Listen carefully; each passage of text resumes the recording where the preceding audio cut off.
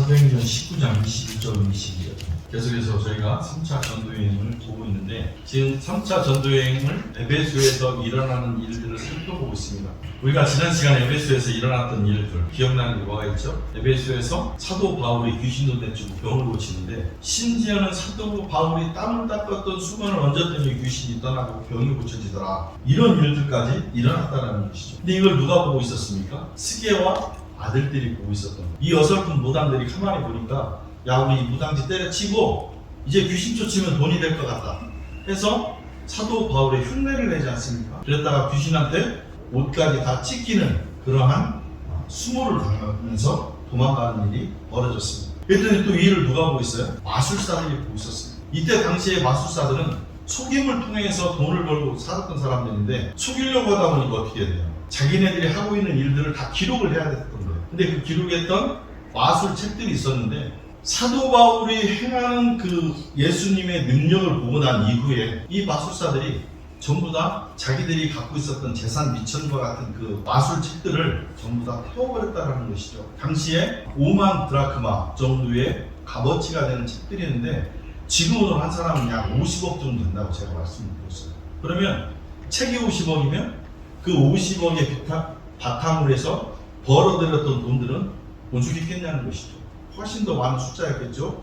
그럼에도 불구하고 이들은 모든 것들을 다 버렸다는 거예요. 왜 버렸습니까? 사도 바울이 예수님을 통해서 벌어지는 그 기적들을 보면서 모든 것을 버렸을 뿐만 아니라 예수님의 본능 앞에서 자복하고 회개하면서 주님께 돌아오는 일들이 발생했었다라고 말씀하고 있습니다. 어떻게 이런 일이 가능했겠어요? 사도 바울이 능력자였기 때문에 가능했겠습니까?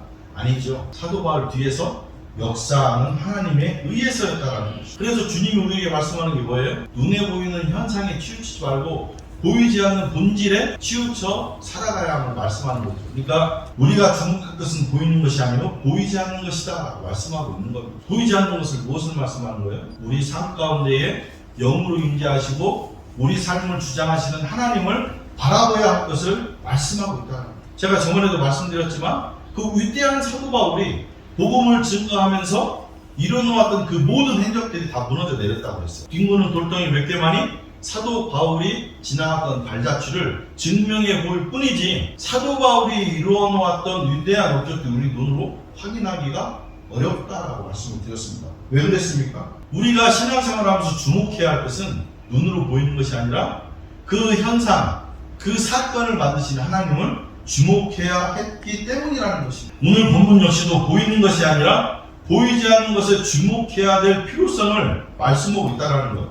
21절 한번 보겠습니다. 본문 21절 다시 한번 읽어볼게요. 함께 읽겠습니다. 이 일이 있을 후에 바울이 마게도냐와 아가야를 거쳐 예루살렘에 가기로 작정하였는데 내가 거기 갔다가 후에 로마로 보아야 하리라. 자, 지도에 보시면 빌립보, 데살로니가, 베레아가 있는 쪽이 마게도니아 지역입니다. 여러분 보실 때 왼쪽에 빌립보, 데살로니가, 베레아 써있죠. 이 지역이 마게도냐 행정부 지역이었어요. 지금 따지면 마게도냐 도가 되겠죠. 그리고 그 밑에가 아가야입니다. 아가야는 에덴과 고린도를 포함한 그러한 행정구역이었다는 것이죠. 사도 바울이 지금 오늘 고백하기를 뭐라고 얘기하고 있어요? 내가 마게도냐하고 아가야를 거쳤다가 다시 예루살렘으로 갔다가 로마로 가서 로마를 꼭 봐야 되겠다라고 지금 이야기하고 있다는 거예요. 오늘 본문에서 바울이 다음 행선지를 알리고 있다는 것입니다. 그리고 바울은 예루살렘에 들렸다가 그 후에 로마도 보아야 하리라고 선포하고 있는데 여기서 보아야 하리라 한 그 헬라어가 에이돈 데이입니다. 에이돈 데이. 에이돈이 뭐라고 했어요? 투시입니다. 투시. 보다라는 뜻을 갖고 있거든요. 데이는 반드시 뭐뭐 해야 한다. 영어로 얘기하면 must입니다. 그러면 로마도 보아야 하리라는 무엇을 의미하겠습니까? 바울이 반드시 내가 로마에 가야 되겠다 지금 선포하고 있는 거예요. 바울이 꼭 로마를 가야 되겠다 선포하는 이유가 뭐예요? 본인이 로마를 관광하려고 가는 것이 아닌 이상 바울은 로마에 가서 복음을 증거하려고 하는 비전을 지금 품고 있다는 것입니다. 바울은 로마의 제국의 심장인 로마시에 들어가서 하나님의 그 힘있는 말씀을 로마에서 전하려고자 하는 비전을 지금 품고 있다는 거예요. 다시 말해서 호랑이를 잡자고 호랑이 굴에 들어가게 되는 것이죠. 세상에 문제가 생겨서 자신의 고고함을 유지하기 위해 산속이나 고향으로 낙향하는 선비들과 전혀 다른 비전을 품고 있다는 것입니다. 그럼 우리가 여기서 질문 하나 던질 수 있죠. 바울은 그럼 처음부터 예수님을 만난 이후 직후부터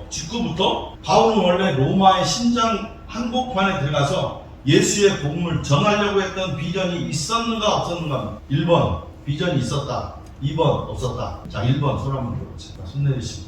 2번 없었다. 네, 손 내리시고. 2번이 맞네요. 자, 주 64년 7월 18일 날 로마의 대형 화재가 일어납니다. 로마의 대형 화재가 왜 일어나는지 여러분 혹시 아세요? 네로가 새로운 도시를 건설하려고 로마에 불을 질렀습니다.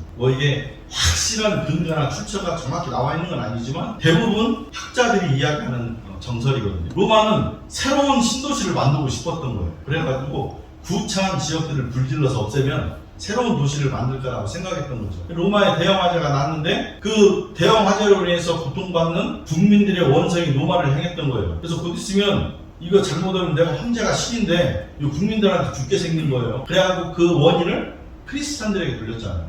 로마의 14구역 중에서 10구역이 전소가 되어버렸어요. 근데 불에 타지 않은 4구역 중에 유일하게 크리스찬이 살고 있는 구역이 있었다라는 것이죠. 네로는 이 화재의 원인을 크리스찬에게 돌리는데 적중이 됐습니다. 그래서 크리스찬들이 그때 당시에 무자비역에 잡혀서 죽었잖아요. 십자가형으로 로마의 원죄 경기장에서 굶주리는 사자에 발견되고, 어쩔 때는 산 사람을 나무에 묶어서 산채로 기름 부어서 태우기도 했어요. 그 밤길을 밝히기 위해서. 그래서 당시에 그 타키티우스라는 그 학자가 로마의 만행에 대해서 이야기를 했거든요. 한 사람의 야욕을 진행하기 위해서 수많은 사람들이 죽어갔다라고 이렇게 이야기했던 분들이 있어요.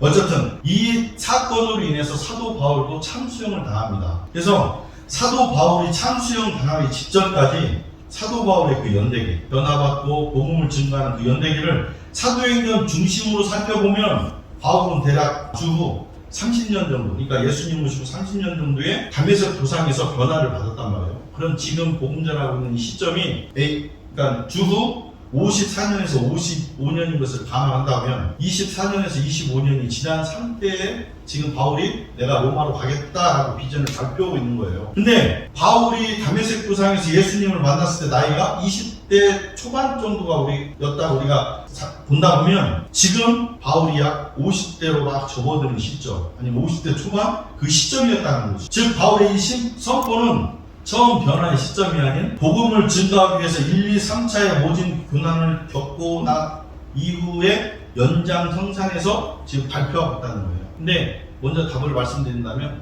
사도 바울이 변화를 받았을 때 로마로 가야 되겠다는 비전은 품지 않았습니다. 복음을 증거하면서 1차, 2차, 3차 전도의 그 고난의 길을 가면서 로마로 가야 되겠다 선포를 하는 거예요, 지금요. 자, 이 어떻게 선포가 되었는가? 우리 성경에는 번역이 되어 있지 않는데 헬라 원문에는 엔토 푸뉴마티라는 그 단어가 들어가 있어요. 엔토 푸뉴마티. 이게 뭐냐면 영어로 보면 in the spirit입니다. 그러니까 이 바울이 내가 로마로 가야 되겠다가 선포한 것은 전적으로 성령 안에서 이루어진 선포인 것을 알 수가 있거든요. 그러니까 우리 한글 성경에는 안 나왔는데 원문에는 나와 있어요. 성령 안에서 선포된 말이라고 나와 있어요. 그러니까 바울의 이 선포의 뿌리가 자신에 있는 게 아니라 주께 있음을 알 수가 있다는 거예요. 바울이 책상 앞에서 곰곰이 앉아서 고민하다가 내가 로마로 가야 되겠다 선포한 게 아니라 바울이 삼신계국에 들어가가지고 심산 계국에 들어가가지고 금식 기도하다가 하나님 영감 줘서 내가 로마로 가야 되겠다 한 것이 아니라니까요. 사도 바울이 유명한 강사의 설교를 듣다가 나 로마 가야 돼 라고 선포한 것이 아니라는 거예요. 바울은 지금 주님의 부르심을 받은 이후 무려 20년이 지난 후에 20년을 한결같이 주님과 동행하는 삶을 살았잖아요. 주님과 동행하는 삶을 살고 사명 감당에 최선을 다하고 있을 때 하나님이 그때 은혜로 영감을 주셨다. 다시 말해서 로마에는 바울 개인의 비전이 아니라 바울을 통한 하나님의 비전이었던 것을 알 수가 있어요. 우리 신앙생활도 이 말씀에 빗대본다면 똑같은 것 같아요. 우리가 하나님으로부터 신앙생활할 때 무엇인가를 그려놓고 그것을 이루려고 하는 것이 아니라 우리가 말씀 앞에서 순종하고 말씀 따라 살아가는 삶을 살아갈 때 하나님이 그때 우리의 삶을 통해서 역사하신다. 중요한 건 뭐냐? 내 삶의 주관자고 인도자고 주인은 하나님이라는 것이 굉장히 우리 삶 속에 필요하고 중요하다는 거예요. 내 삶에 하나님이 주인이다라고 얘기한다면 결코 내가 하나님보다 앞서갈 수 없고 결코 내가 하나님의 뜻이 아닌 다른 뜻으로 우리가 진행할 수가 없다라는 거예요. 지금 여기서 말씀하는 건 내 삶에 내가 주인이 없음을 말씀하고 있는 겁니다. 그래서 내 생각이 주님보다 절대로 앞서갈 수가 없다라는 것이죠. 왜? 사도 바울이 청년 때에 다메섹 부상에서 부름 받았을 때 예수님 만나서 바로 변화를 받았잖아요. 얼마나 뜨거운 열정이 있습니까? 여러분들 예수님 인격적으로 만나고 변화받은 경험 다 있으시죠? 여러분들 마음 어땠어요? 제가 예수님을 인격적으로 만났을 때 제가 간증 한번 했죠. 저요, 사도 바울이 다메섹 부상에서 환한 빛으로 눈 멀었잖아요. 제가 눈은 멀진 않았지만 저도 환한 빛으로 변화받았다니까요. 근데 제가 정말 주님이 저를 불러주실 때 그 변화의 그 뜨거운 마음은요, 로마가 아니라 어디든지 가라고, 진짜 불구덩이라도 들어가면 들어갈 정도의 뜨거운 심장이었다는 거예요. 그만큼 뜨거웠었어요. 사도 바울도 마찬가지였다는 것이죠. 그래서 예수님을 만나고 난 다음에 어떻게 해서든지 주의 복음을 증거하려고 했지만 하나님께서 허락하지 않으셨다. 오히려 바울을 아라비아에서 3년간의 세월을 보내게 하셨다는 거예요. 근데 3년간의 세월을 보내고 난 바울이 예루살렘에 다시 올라왔어요. 예루살렘에 다시 올라와서 예수님의 제자들, 그때 당시에 예수님의 제자들은 뭐 베드로를 포함해서 여러 명이 있었겠죠. 그래서 사도 바울은 예수님의 제자들과 함께 복음을 증거하고 싶었어요. 그랬는데 개종한 유대 크리스찬들이 사도 바울을 인정하지 않습니다. 쟤 거짓말이야. 언제 돌변할지 몰라. 쟤 언제 우리 잡아가서 감옥에 쳐넣을지도 모르는 사람이야 라고 주변에서 이야기하는 거예요. 그래서 사도 바울은 사도들과 함께 복음을 증거하고 싶었지만 전할 수가 없었습니다. 그래서 사도 바울이 어떻게 해요? 고향인 다소로 다시 들어가게 되죠. 그래서 이제 사도 바울은 고향인 다소로 들어갔는데 자기가 마음이 너무 뜨거웠기 때문에 하나님이 금방 거기서 꺼내서 바로 사용할 줄 알았습니다. 근데 고향 다소에서 몇 년이나 있었어요? 10년 있었습니다. 10년. 사도 바울이 회심하고 난 다음에 13년이라는 세월이 지났다는 거예요. 아라비아에서 3년, 다소에서 자기 고향에서의 10년. 근데 다소에서 고향으로 돌아온 사도 바울이 다소에 있는 모든 그 주민들이 생각할 때, 아니 저 청명받는 청년이 일을 않고 왜 다시 다소에 돌아가지고 저리 어리버리 살고 있지?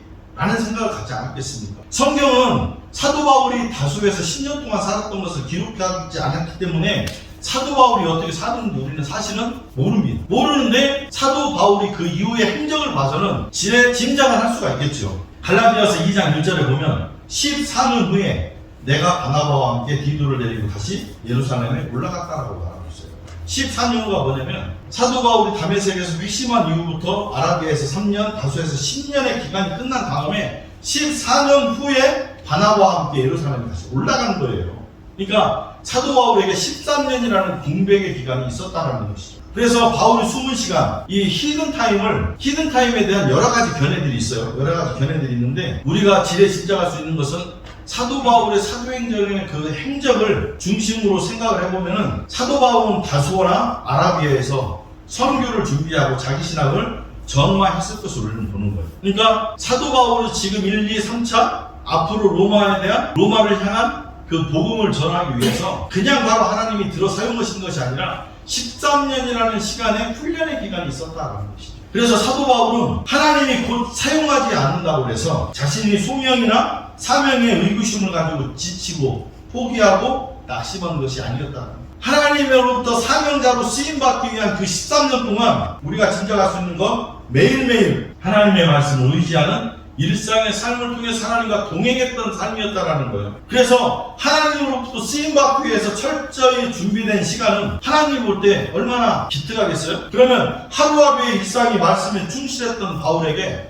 하나님께서 사역과 삶의 성숙을 주고 구약과 그리스도에 대한 새로운 해석을 정립하는 숙성을 허락하는 것은 당연한 일이었다는 거예요. 우리도 마찬가지입니다. 우리가 하나님을 섬긴다고 우리 일상이 갑자기 변하거나 떠나거나 새로워지는 건 아닙니다. 우리가 항상 그 루틴 속에서 하나님이 내 주인이라고 생각하고 우리가 말씀 속에서 살아갈 때 하나님 우리가 점점점 빚어가시는 거예요. 그리고 우리가 한참 시일이 지났을 때 어느 정도의 시점에 있어서 되돌아봐서 내가 지나온 삶을 조명해 볼 때 하나님이 나를 이렇게 하시려고 그동안의 삶을 이렇게 했구나 라고 느낀다는 것이죠. 갑자기 우리가 하나님을 섬긴다고 해서 막 변화를 받아가지고 뭔가를 이루려고 하는 것이 아니라는 거예요. 그냥 일상의 루틴 속에서 말씀대로 살아갈 때 하나님 우리를 빚어가신다. 뭐 여러분들도 마찬가지겠지만 제가 아프리카에 오기까지 저는 한 10년 정도의 시간이 필요했었습니다. 제가 아프리카 오기 전에 변화를 받고 신학을 하고 또 선교 훈련까지 받아야 되는 기간이 거의 10년이라는 세월을 지냈어요. 그러고 난 이후에 하나님이 이 땅에 보내주셨다는 것이죠. 무슨 말이냐? 우리가 하나님을 만났다고 해서 하나님이 바로 우리를 사용하시지는 않는다. 물론 하나님은 바로 사용하실 수도 있겠죠. 근데 우리 일상 루틴에서 말씀대로 살아갈 때 하나님이 빚어가신다는 거예요. 근데 중요한 거는 뭐냐? 우리 일상을 철저하게 하나님 계획 속에서 이루어가고 있을 때 하나님 우리 빚어가시는데, 중요한 거, 우리가 하나님의 뜻보다 앞서갈 수가 없는 거예요. 내가 하는 일이 선교고 구제고 사랑이고 생명을 나누는 일이라 한다 할지라도 하나님보다 앞서가는 것은 절대로 하나님의 뜻이 아니라는 겁니다. 이유가 뭐겠습니까? 사도 바울은 에베소에서 로마행을 지금 선포하고 있죠. 에베소를 떠나서 다시 고린도로 들어가죠. 오늘 보시는 것처럼 에베소에서 사도 바울이 선포했던 것처럼 마게도냐, 아가야로 들어가는데, 아가야로 들어가서 고린도에서 로마서를 작성합니다. 로마서를 쓰는데 로마서 1장 13절에 보면 이렇게 돼 있어요. 형제들아, 내가 여러 번 너희에게 가고자 하는 것을 너희가 모르기를 원하지 아니하느니 이는 너희 중에서도 다른 이방인 중에서와 같이 열매를 맺게 하려 하노되 지금까지 길이 막혔도다라고 합니다. 지금 사도 바울은 에베소에서 로마를 가겠다고 선포를 했어요. 그렇게 하고 빌립보를 통해서 데살로니가, 고린도까지 지금 사도 바울이 와서 로마를 향해서 로마서를 쓰고 있을 때 내가 정말 로마를 여러 번 가려고 노력했는데 길이 막혔다라고 지금 고백하고 있다는 것이 무슨 말이냐? 사도 바울은 로마를 가기를 원하는 예정과 계획이 있었지만 주님이 이끌지 않았었다라고 고백하고 있는 겁니다. 만약에 바울이 예수님이 이끄심 없이 로마를 향했다면은 바울이 성공한 종교 사업가는 될 수 있었을지는 모르지만 주를 통해서 로마를 새롭게 하는 예수님의 제자로서는 될 수가 없었을 거라고. 무슨 말이냐? 바울이 지금 전하는 그 복음조차도 주님이 이끄심이 없다면 멈춰야 된다. 사도 바울은 지금 오늘 본문에서 얘기하는 것처럼 로마를 가기를 예정하고 계획하고 있다는 거예요. 그럼에도 불구하고 여전히 못 들어가고 있는 거예요. 왜요? 주님이 이끌지 않았기 때문에. 사도 바울이 못 들어가서 못 들어가겠습니까? 주님이 이끌지 않았기 때문에 멈추고 있었다는 거예요. 그게 중요하다. 분명 사도 바울은 로마를 갈 때 본인 생각은 이렇게 생각할 수 있어요. 지금까지 전도여행을 다녔던 것처럼 자유의 몸으로 얼마든지 로마를 갈 수 있는 상황이었다는 것이죠. 근데 하나님의 뜻은 달랐다. 왜 달랐냐? 지금까지 자유의 몸으로 복음을 전했던 바울이 3차 전도여행을 마치고 예루살렘 왔을 때 어떻게 해야 됩니까? 이제 본인이 예정하고 계획된 대로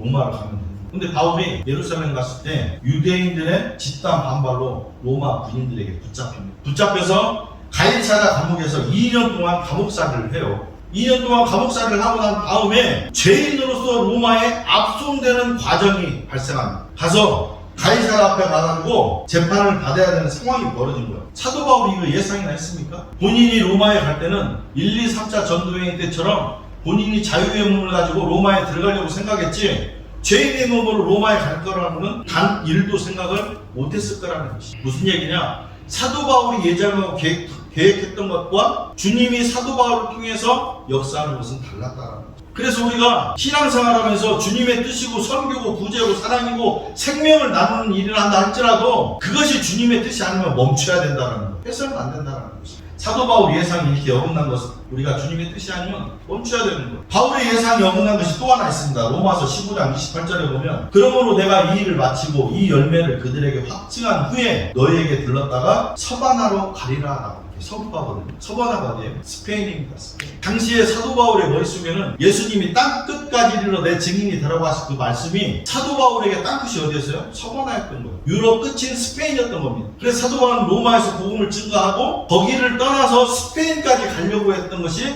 사도 바울의 계획이었다. 근데 사도 바울의 계획이 어떻게 됐어요? 로마에서 참수형을 당하는 걸로 끝나버려요. 사도 바울은 예정과 계획을 했지만 이루지 못했다는 것이죠. 왜? 주님의 뜻이 아니었기 때문에. 아니, 사도 바울이 로마를 떠나서 스페인까지 복음을 전한다는데 그게 뭐 잘못된 일이에요? 우리가 박수치고 칭찬해야 될 일이라는 것이죠. 그럼에도 불구하고 주님의 뜻이 아니라면 멈춰야 된다는 거예요. 이처럼 사도 바울의 예상과 주님의 방법은 달랐다는 것이죠. 우리도 신앙생활 하면서 이게 하나님이 주시는 뜻이고 당연한 거라고 우리가 당연한 거라고 생각하고 하는 일들 중에서 정말 우리가 영적으로 깨어서 주님에게 묻지 않는 이상 우리가 먼저 앞서가는 일은 하나님의 뜻이 아니다라는 것입니다. 그래서 바울은 복음 전파의 사명을 주신 분이 예수님인 이상 늘 주님의 말씀을 청하여 들었다는 것이죠. 경청하여 들었고 순종하는 일상의 삶을 통해서 자신의 계획을 실행에 옮기는 어리석음을 범하지 않았다. 사도 바울은 복음을 증거하면서 예수님의 주시는 말씀을 늘 경청했어요. 자신의 뜻을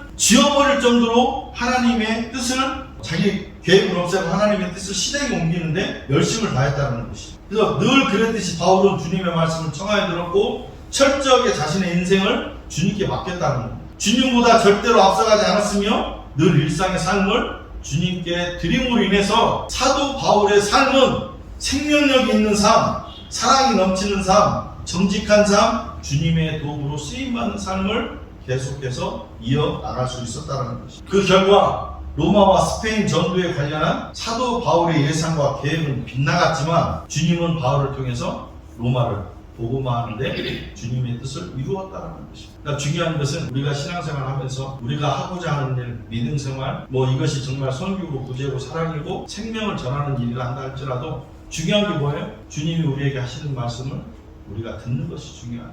영적으로 깨어있는 것이 상당히 중요하다. 그래서 우리의 삶은 보이는 것이 아니라 보이지 않는 하나님을 하나님 나라를 추구하는 삶이 되어야 돼요. 그럴 때 우리 일상, 우리 루틴 속에서 하나님이 우리를 빚으셔서 나중에 우리가 서 있는 자리에서 되돌아올 때 하나님이 나를 이렇게 사용하시려고 여기까지 인도하셨구나 라는 간증이 있을 줄 믿습니다. 우리가 신앙생활 하면서 진정으로 보이는 것보다 보이지 않는 하나님 나라를 추구하는 여러분들 되시길 주님의 이름으로 축복합니다.